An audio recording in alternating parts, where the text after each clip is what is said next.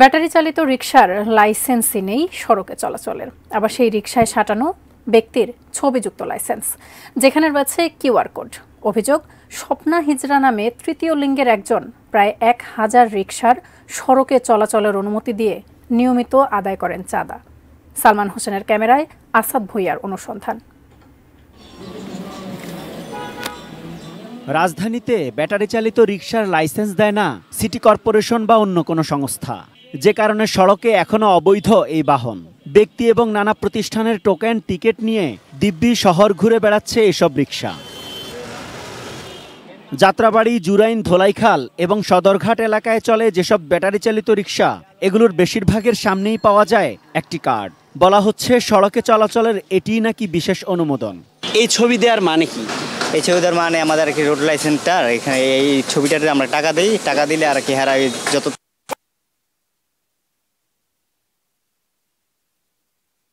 থানায় আছে তারা টাকাটাগুলো দিয়ে দেয়।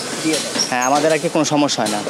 অভিযোগ, স্বপ্না হিজরার ছবি ব্যবহার করে সড়কে চলছে 1000 রিকশা, যেখান থেকে প্রতি মাসে চাঁদা আদায় হয় 10 লাখ টাকা। বিশেষ এই কার্ডে কিউআর কোড দেয়া আছে, যার মাধ্যমে নিশ্চিত হওয়া যায় কোনটি আসল আর কোনটি নকল কার্ড। অনেক আছে নকল করে চালায়, চাঁদা দেয় না, দোষ হয় আমাদের। কত টাকা চাঁদা দেন? 1000 মাসে। কিছু অবৈধ পুলিশ আছে বলেই এই গাড়িগুলো চলে, নাহলে চলে কেমনে? অভিযোগের সত্যতা যাচাইয়ে এই বিশেষ কার্ডে যার ছবি, সেই স্বপ্না হিজরার সাথে মুঠোফোনে যোগাযোগ করে এটিএন নিউজ টিম। আমার 5টা কার্ড লাগবে। আপনি কালকে 2টা হইল হইব, পরে 3টা নিমু।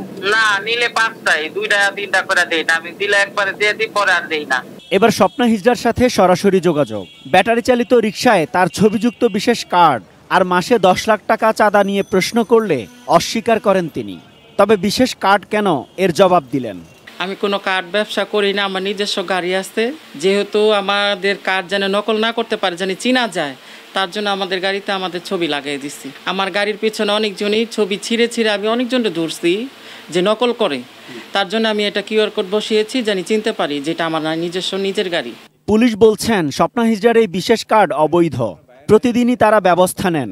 কমিশনার স্যারও বলে দিয়েছে, যদি ওরা স্টিকার ব্যবসা করে, পাশাপাশি যদি ওরা তোমাদেরকে লাঞ্ছিত করে, সেক্ষেত্রে সরাসরি ফৌজদারি ব্যবস্থা নিবা। এই কারণে আমরা তাদেরকে নিয়মিত গাড়ি আমি ডাম্পিং করে চলছি। সুস্পষ্ট প্রমাণ সহ যদি কোনো পুলিশ কর্মকর্তা বা সদস্যের বিরুদ্ধে অভিযোগ পাওয়া যায়, আমরা ব্যবস্থা নিচ্ছি। তবে প্রকাশ্যে মূল সড়কে এখনো দাবড়ে বেড়াচ্ছে স্বপ্না হিজরার কার্ডযুক্ত ব্যাটারি চালিত রিকশা। Asad Bhuiyan, ATN news, Dhaka.